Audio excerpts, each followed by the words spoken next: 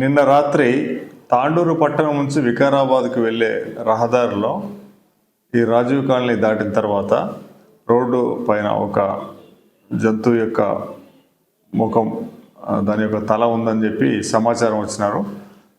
వికారాబాద్ జిల్లా భారతీయ జనతా పార్టీ యొక్క అధ్యక్షుడు వెళ్తుండగా తను చూసినట్టుగా వాళ్ళకి తాండూరు పట్టణ బీజేపీ నాయకులు చెప్పడంతో వాటి నుంచి సమాచారం తీసుకున్న నేను town CI and rural CI మరియు ఎల్ఆర్ఎస్ అందరం కూడా అక్కడ చేరుకున్నాము. అక్కడ రోడ్డు మధ్యలో డివైడర్ పక్కన ఈ తల ఉండడం గ్రహించి దాన్ని వెంటనే అక్కడిని షిఫ్ట్ చేయడం జరిగింది. ఆ యొక్క యానిమల్ అంటే పశువు యొక్క తల మాత్రమే దొరికింది.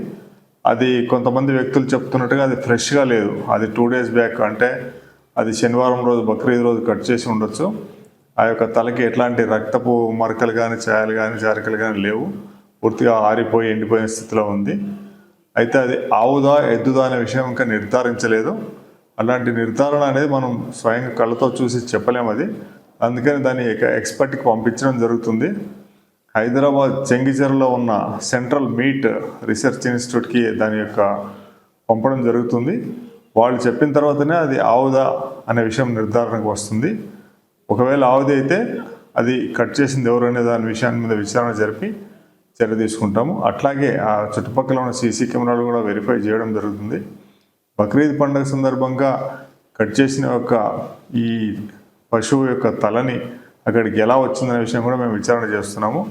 దానికి 2-3 పాసిబిలిటీస్ ఉన్నాయి. ఒకటి, ఈ యొక్క పశువుల యొక్క మృత కళేబరాల్ని ట్రాన్స్పోర్ట్ చేసే దిశలో అక్కడ ఏమైనా జారి పడిపోయి ఉండొచ్చు వెహికల్ నుంచి, లేదా ఈ యొక్క డిస్పోజల్ ప్రాపర్గా చేయకుండా కట్ చేసిన వాళ్ళు దాన్ని సరైన పద్ధతిలో మున్సిపల్ కవర్ల ద్వారా మరి ఇక్కడ డంపింగ్కి పంపించకుండా అక్కడిక్కడ విసిరివేయడం ద్వారా ఏమైనా జంతువులు కానీ ఇంకేదైనా మరే రకం కానీ ఆ యొక్క పశువు యొక్క తల అక్కడికి వచ్చి ఉండవచ్చు.